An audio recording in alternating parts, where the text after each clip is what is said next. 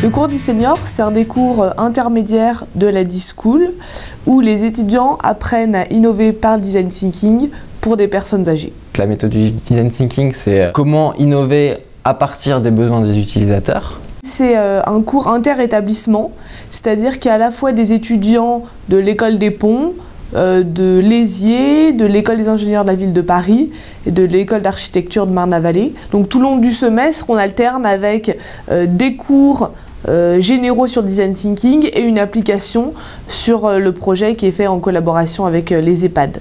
Mais le gros enjeu, c'est d'essayer d'arriver en un temps qui est finalement assez court, un semestre, de comprendre la problématique, d'y répondre et de mettre en place une solution. Et nous avons travaillé cette année sur différents sujets, réinventer l'expérience de l'activité physique pour les résidents. Donc dans un premier temps, on est allé faire des observations dans la maison de retraite, on a interviewé des résidents pour un peu comprendre le contexte et comprendre les besoins des résidents. Ça en a ressorti un peu des points forts qu'on devra retrouver dans notre projet, donc qui est une activité qui rassemble, une activité ludique, qui est adaptée à leurs besoins. Donc là, ils se retrouvent dans l'atelier de la D-School à créer vraiment concrètement des solutions, des prototypes, qu'ils amènent en maison de retraite la semaine suivante pour être testés. Ils ont des retours, ils retournent au lab de la D-School, ils recréent un prototype et des itérations successives pour avoir le prototype qui est le plus près des besoins des utilisateurs.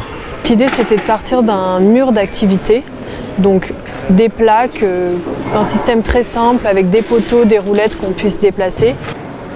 Ça m'a appris de toujours revenir aux objectifs premiers et de, quand on propose une solution, ne pas hésiter à faire des allers-retours. Donc comme on a vu par exemple en faisant notre prototype, et bah, toujours on a été testé à la maison de retraite et puis on a refait un prototype, puis on a retesté et ainsi de suite. Un autre projet était sur revivre l'expérience de faire du vélo. La personne est assise dans son fauteuil, on lui amène un vélo, il peut pédaler et grâce à un écran, il a la vision d'une route et donc il a l'impression en fait de pédaler et de se balader dans différents paysages. Il a même l'impression de doubler les personnes.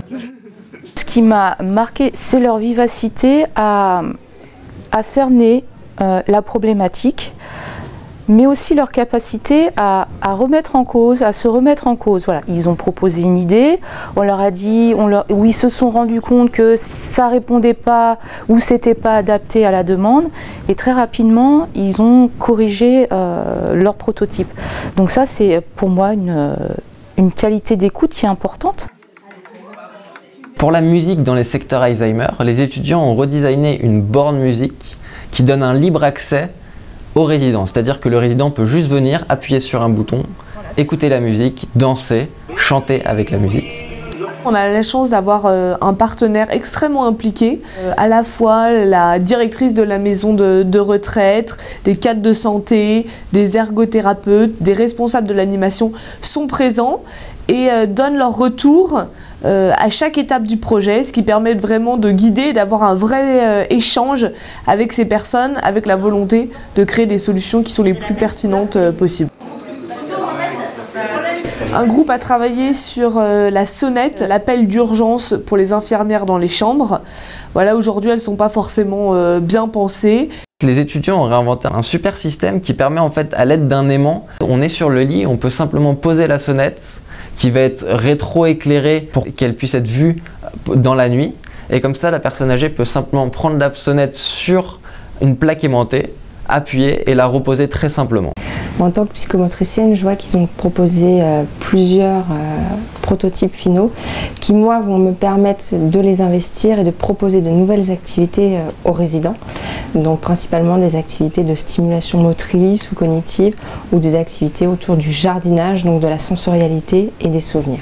L'impact du partenariat entre la D-School et les résidents est très important. Ça leur permet de se sentir réinvestis et utiles. D'un coup, on leur demande leur avis.